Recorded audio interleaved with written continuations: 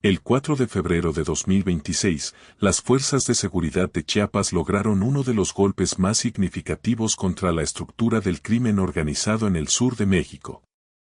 En un operativo coordinado que abarcó 3 municipios, las autoridades estatales y federales capturaron a Hugo, alias El Espíritu, identificado como el segundo al mando del cártel de Chiapas y Guatemala y brazo operativo directo de Juan Manuel Valdovinos Mendoza, conocido como el Señor de los Caballos. La detención no fue casualidad, fue la culminación de semanas de inteligencia desatada por un mensaje brutal que el narcotráfico dejó abandonado en un parque recreativo de Tuxtla Gutiérrez apenas 6 días antes.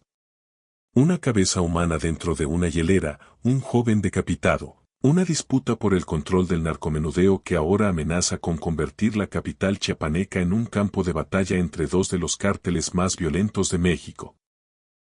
El Cártel Jalisco Nueva Generación y el Cártel de Sinaloa.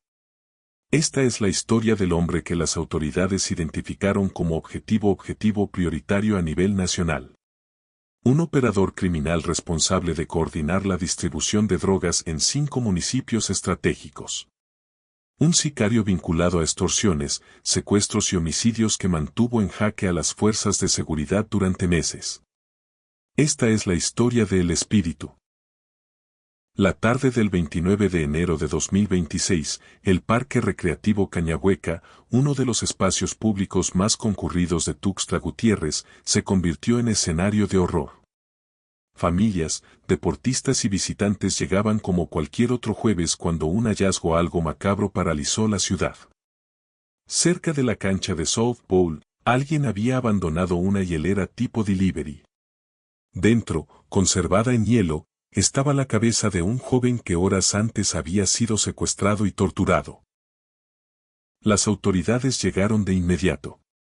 El área fue acordonada mientras equipos especializados desplegaban un operativo de búsqueda por todo el parque. Buscaban el resto del cuerpo. No lo encontraron. Solo esa cabeza y ese mensaje escalofriante dejado en un lugar donde niños jugaban y familias pasaban sus tardes. El fiscal general del estado, Jorge Luis Llave Abarca, confirmó 24 horas después que la víctima era Jase Jerónimo Gómez Gómez, un joven que esa misma mañana había aparecido en un video circulando en redes sociales rodeado de hombres armados confesando bajo tortura que pertenecía a un grupo del crimen organizado. El fiscal fue claro en su conferencia de prensa. Este no era un crimen aislado, era el resultado de una disputa territorial entre dos grupos generadores de violencia dedicados al narcomenudeo en Tuxtla Gutiérrez. Las cámaras de videovigilancia revelaron detalles perturbadores. 2 jóvenes, un hombre y una mujer, descendieron de un taxi del servicio público. El hombre cargaba en los hombros una bolsa negra que ocultaba la hielera. Ingresaron al parque con naturalidad, como si llevaran comida o bebidas. Dejaron la hielera junto a la cancha y se retiraron en el mismo taxi. Todo ocurrió a plena luz del día en uno de los parques más vigilados de la capital. La población de Tuxtla Gutiérrez entró en shock. Nunca antes se había registrado un acto de violencia de esta magnitud en ese espacio público. El gobernador Eduardo Ramírez Aguilar ordenó de inmediato el reforzamiento de retenes y filtros de seguridad en toda la ciudad. La presión sobre las fuerzas del orden era enorme. No podían permitir que el mensaje de terror quedara sin respuesta. Los grupos criminales estaban probando los límites de las autoridades, desafiándolas en el corazón mismo de la capital del estado. Pero este hallazgo era solo el principio. El lunes, 2 de febrero, 4 días después del hallazgo en Cañahueca, una nueva bolsa con restos humanos apareció sobre el Libramiento Sur Dr. Manuel Velasco Suárez, a la altura del ejido Francisco Villa. Los restos correspondían a un hombre de entre 30 y 35 años con signos evidentes de violencia. Al día siguiente, martes, 3 de febrero, otra movilización policial sacudió la ciudad cuando se reportó el hallazgo de más restos humanos en la cajuela de un vehículo estacionado en un hotel de Libramiento Norte-Oriente. Tuxtla Gutiérrez estaba bajo asedio. Y las autoridades sabían exactamente quién estaba detrás. Desde hace meses, las autoridades estatales y federales tenían en la mira a Hugo, alias el Espíritu. No era un criminal cualquiera, era un jefe de plaza con control operativo en 5 municipios clave de la región centro de Chiapas: Ocosocuautla de Espinosa, Cintalapa de Figueroa, Jiquipilas, Berriozábal y Villaflores. Estos municipios conforman un corredor estratégico que conecta la capital del estado con las rutas hacia la costa y la frontera con Guatemala. Quien controla esta zona controla el flujo de drogas, armas y personas que transitan por Chiapas. El Espíritu era identificado por la inteligencia militar y policial como el principal operador y sicario de Juan Manuel Valdovinos Mendoza, el Señor de los Caballos, el líder del cártel de Chiapas y Guatemala y presunto jefe regional del cártel Jalisco Nueva Generación en el estado. Las investigaciones preliminares lo vinculaban directamente con delitos de extorsión, privación ilegal de la libertad, homicidios calificados y narcotráfico. Tenía mandamientos judiciales oficiales vigentes relacionados con hechos violentos ocurridos en 2024 y 2025. Era sin lugar a dudas un objetivo prioritario a nivel nacional. Los hallazgos de finales de enero no fueron coincidencia, fueron el detonante que las autoridades esperaban para lanzar un operativo de alto impacto. El secretario de Seguridad del Pueblo, Noro Óscar Alberto Aparicio Avendaño, coordinó personalmente el despliegue. Más de 500 efectivos participaron en la operación, elementos de la Agencia de Investigación e Inteligencia Ministerial, la Fuerza de Reacción Inmediata PACAL, la Secretaría de la Defensa Nacional, la Guardia Nacional y la Agencia de Investigación Criminal de la Fiscalía General de la República. Era un operativo robusto diseñado para capturar a uno de los criminales más buscados del sur de México. El miércoles, 4 de febrero, el operativo entró en fase activa. Los equipos de inteligencia habían rastreado los movimientos de El Espíritu y su célula durante semanas. Sabían que operaba principalmente en Ocosocuautla, pero que se movía constantemente entre los municipios bajo su control. Las órdenes eran claras: detenerlo vivo, con apego a la ley y los protocolos de actuación. No podía haber bajas civiles, no podía haber errores.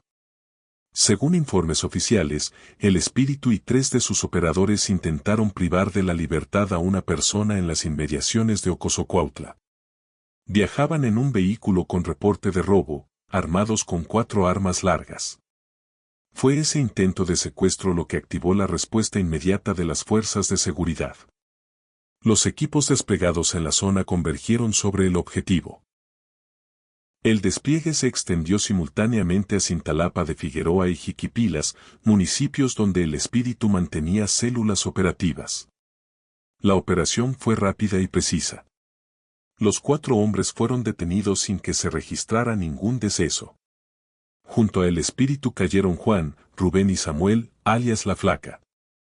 Las autoridades aseguraron 4 armas largas, cargadores abastecidos, narcóticos, equipos de comunicación móvil y el vehículo robado que utilizaban para sus operaciones criminales. Durante los interrogatorios preliminares, los detenidos confesaron pertenecer al grupo delictivo autodenominado Cártel de Chiapas y Guatemala. El operativo no estuvo exento de tensión.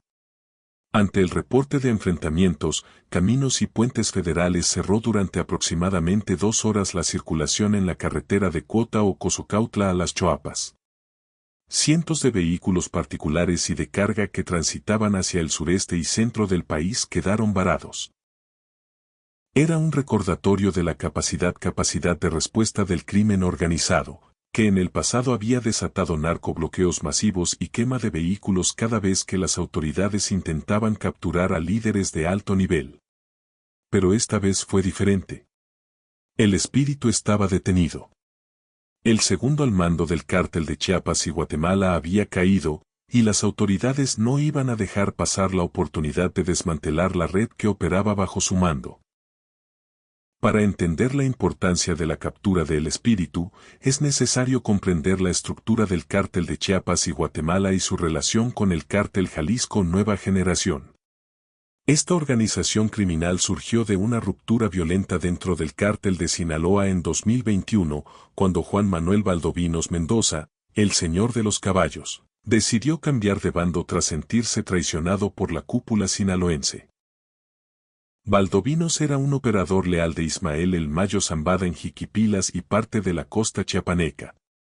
Cuando Ramón Gilberto Rivera Estrada, el Júnior, hijo del principal operador del cártel de Sinaloa en Chiapas, fue asesinado en una emboscada del cártel Jalisco Nueva Generación el 7 de julio de 2021, Valdovinos esperaba ser ascendido a jefe regional, pero el Mayo envió desde Sinaloa a Jesús Esteban Machado Mesa, el Güero Pulseras, para asumir el control.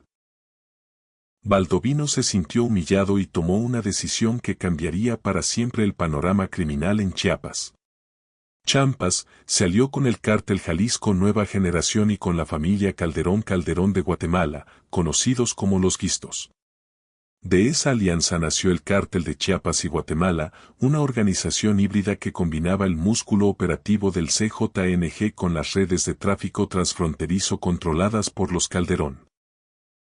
Valdemar Calderón Carrillo, tío Valde, se convirtió en el fundador y primer líder del cártel hasta que fue abatido por la Fuerza de Reacción Inmediata, PACAL, en un enfrentamiento en la zona fronteriza de Las Champas. Municipio de frontera Comalapa, el 8 de junio de 2025. Su muerte dejó a Valdovinos como el líder indiscutible del grupo. El espíritu era la mano derecha de Valdovinos, coordinaba las operaciones en los municipios más estratégicos de la Ruta del Golfo, el corredor que conecta la frontera con Guatemala con la costa del Pacífico y los estados del centro de México. Su función era clara: asegurar que la cocaína proveniente de Colombia y Venezuela que ingresaba por Guatemala fluyera sin interrupciones hacia los mercados del norte. También coordinaba la distribución de narcóticos a nivel local, controlando las redes de narcomenudeo en Tuxtla Gutiérrez y sus alrededores. Y cuando era necesario, actuaba como sicario, ejecutando a rivales y traidores para mantener el control territorial. Las investigaciones revelaron que el espíritu había participado directamente en los hechos violentos que sacudieron Chiapas en 2024 y 2025. También se le vinculaba con los narcobloqueos y ataques armados que paralizaron Chiapas en octubre de 2025, cuando fuerzas federales intentaron capturar a Juan Manuel Valdoviño. Sicarios del cártel incendiaron vehículos y arrojaron ponchallantas para impedir el paso de convoys militares. Pero el espíritu no solo era un operador violento, también era un estratega.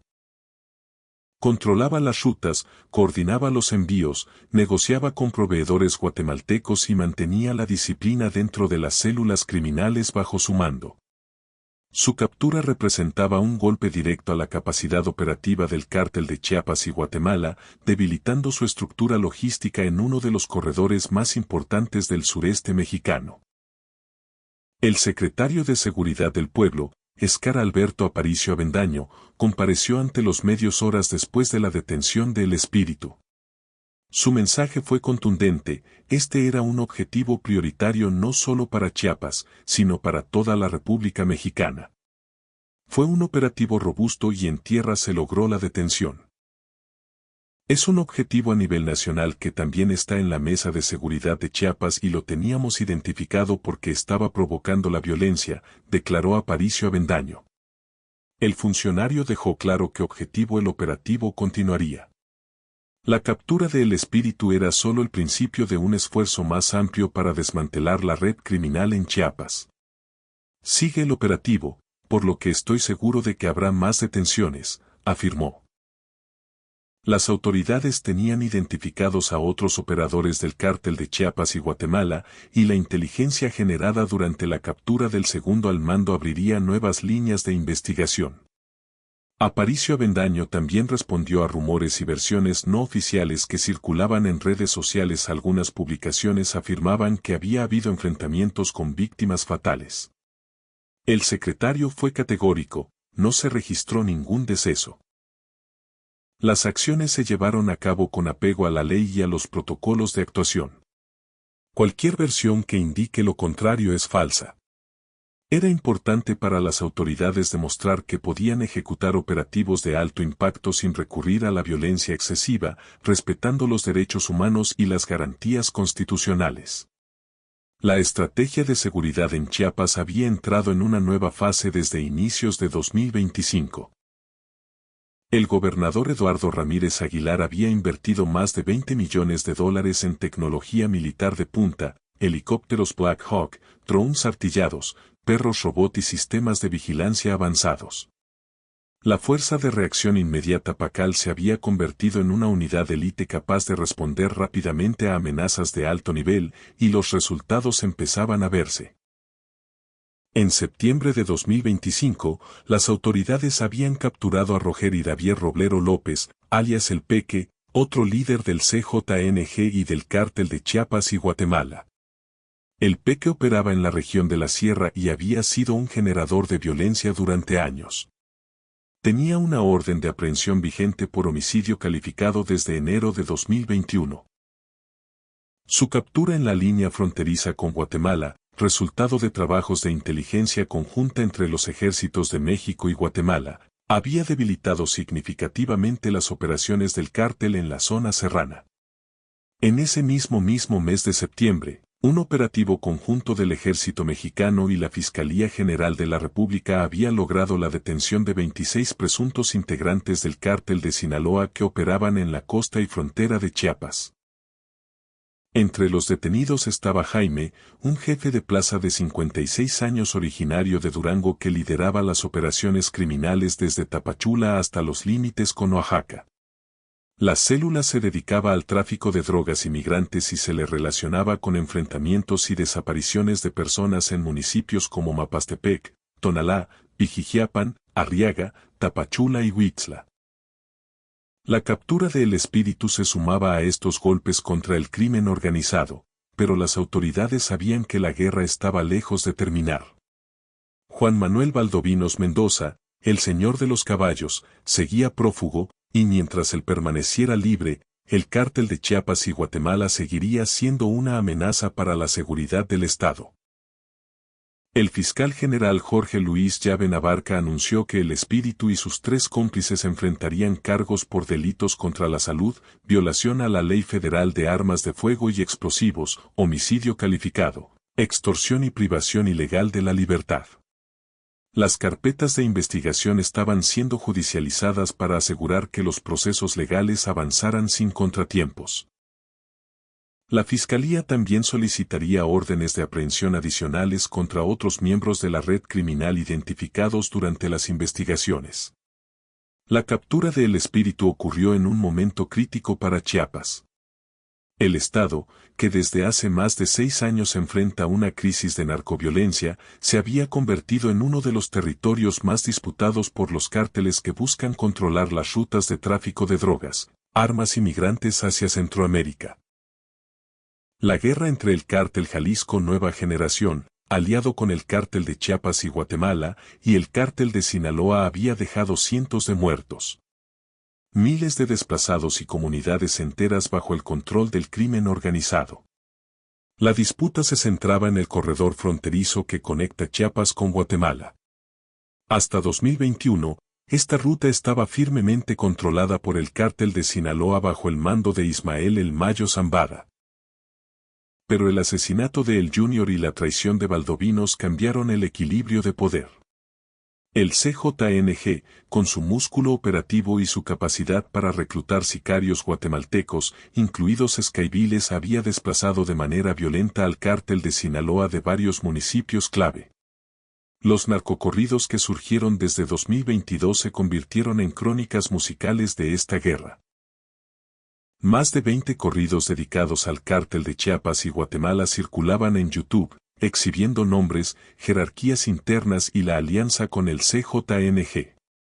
Canciones como El Teniente Junior mostraban la ostentación del cártel, autos blindados, armas de alto calibre y la mención a los operadores más importantes. Los corridos mencionaban poblados bajo su control, rutas de tráfico y desplazamientos forzados producto de la disputa con organizaciones rivales.